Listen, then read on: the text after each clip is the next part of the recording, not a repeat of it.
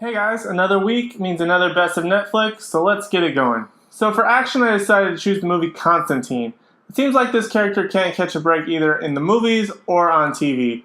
I much prefer the movie version. I love Keanu Reeves, and for some reason I like this one a lot better than what TV did with it. So John Constantine is this demon hunter who helps investigate the suicide, which is actually sort of a murder, of this police officer whose twin sister died. Now this one they actually kind of get in over their head and they find out there's a lot bigger something going on in this one than what they thought they were investigating. But it's definitely an interesting story. I love Keanu Reeves. This is probably one of his most underrated films in my opinion. There's a lot of underrated films for Keanu Reeves, but this is probably one of the biggest ones. I thought it was so cool how many different visuals they had in this movie and some of the themes. Maybe that's why people didn't like it as much. They weren't really ready for the subject matter. But if you are open-minded, it's actually a lot of fun and it's a very interesting story to tell.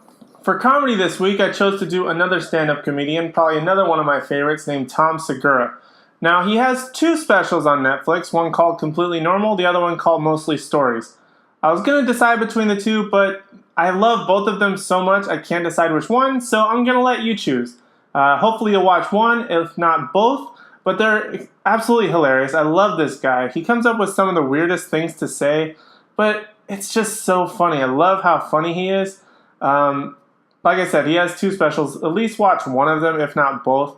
I started watching one, and then it turned out to be a lot funnier than I thought. And then when the second one came out, of course, I had to watch it. And I've been quoting this thing for weeks since it's been out. I love it. His style of comedy, it's a little, maybe not like most comedians, but it's really, really funny. He also has such a wide variety of subject matter that it's kind of difficult for me to tell you about it. So just go ahead and watch them. They're absolutely hilarious and have a blast with it. For documentaries, I decided on one called Drew, the Man Behind the Poster. Now, I love art, and I used to love movie art. I was actually a graphic designer for a little while. But this one absolutely really is breathtaking because it's about a man named Drew Struzan. It not necessarily follows his life, but it more talks about his life. You've probably seen a lot of his works before, but you don't really realize it. And you'll see a ton of his work throughout this documentary, a ton of people talking about his work. But he's done the posters for so many iconic movies and albums. It's amazing. Like he's done the Indiana Jones ones, a lot of the Star Wars ones, almost any major poster, like Back to the Future. Any major poster, iconic poster, he's probably had a hand in it. So definitely check this one out. At least learn a little bit more about the art itself, a little bit more about Drew Struzan, be a little bit more appreciative about all the work that he puts in that really is underrated.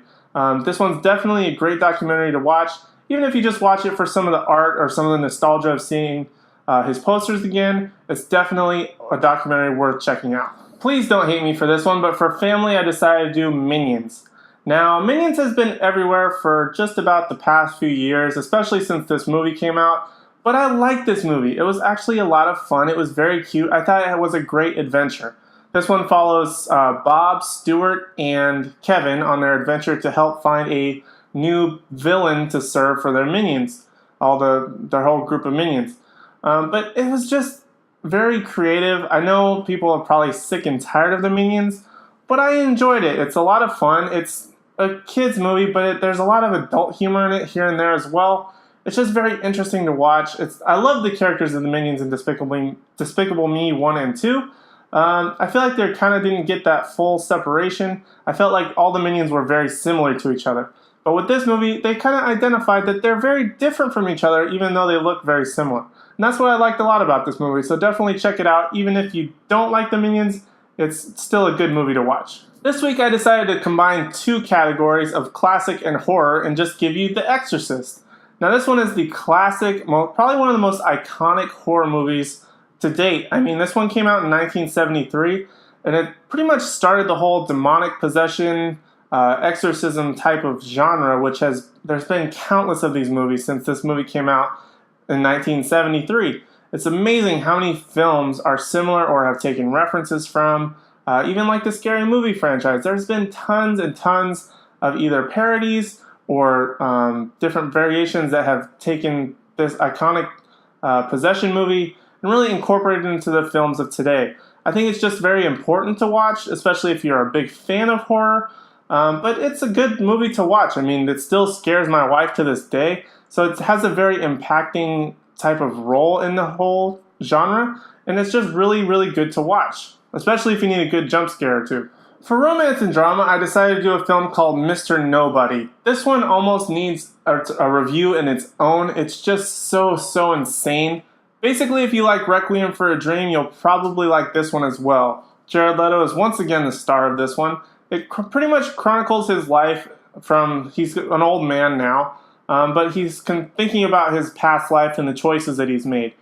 It's a very, very crazy movie. If you're watching it, you'll be like, I don't know what I'm watching right now. But at the same time, it has a lot of deep meaning about choices and a lot of other really cool things that I thought was very innovative for a film that came out just probably like 2-3 years ago.